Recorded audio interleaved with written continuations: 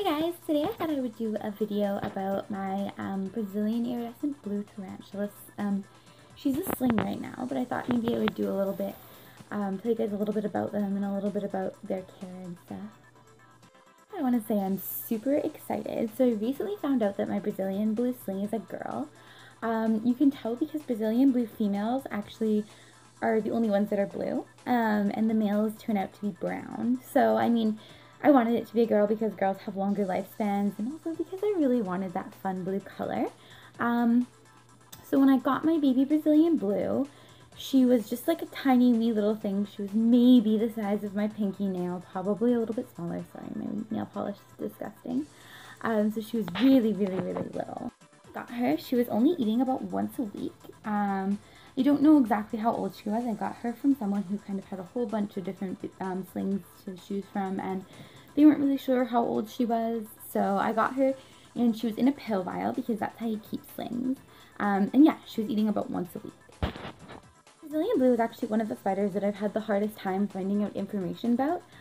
They're pretty new to the collector scene, so they kind of made their first real appearance in 2011. Because they were actually undiscovered in the wild before then. Nowadays, when you're purchasing a Brazilian blue, most of the ones that you'll actually get, if they're adults, are going to be wild caught, which is actually pretty dangerous for the population. Because in the wild, because they were so new and people got really, really excited about the beautiful blue color, they actually were just like poached all the time because people were really wanting them.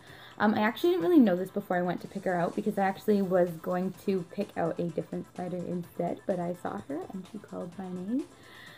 So this is kind of what I've learned about her. She's always been a pretty quick molter. I have two slings that are about the same age. The other one is a Brazilian red bird eater.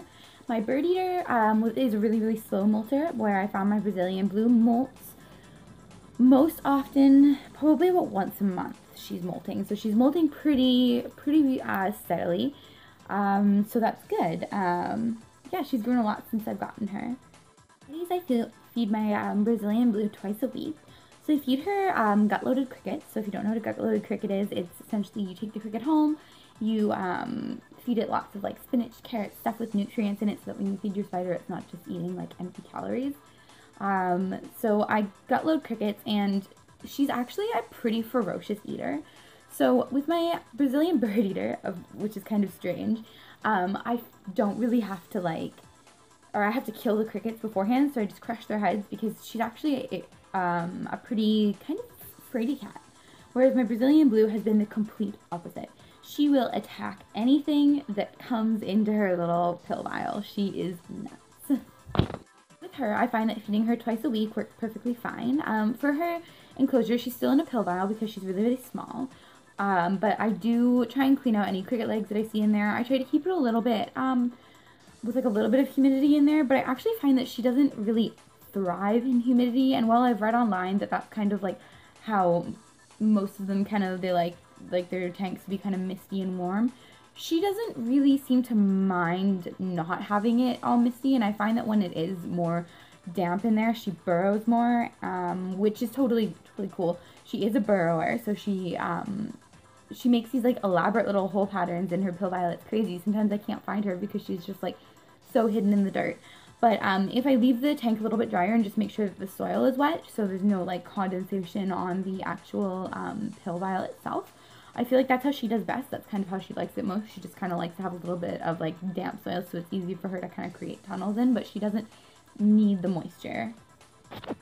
People kind of ask me if morally I feel bad having a spider that I know is becoming endangered in the wild, and to be completely honest, when I first got her, I didn't really know anything about Brazilian blues, which is not usually how I like to go into situations when I'm buying new animals, especially new spiders, because I know that most spiders, they kind of require different things, and I personally am pretty lazy, so when I have spiders that kind of all need the same type of care, I mean, I have a Mexican red knee and a rose hair as well, which are pretty similar in maintenance, pretty similar in care, pretty similar in temperament. Well, Mexican red knee is a little feisty, but that's another story for another day.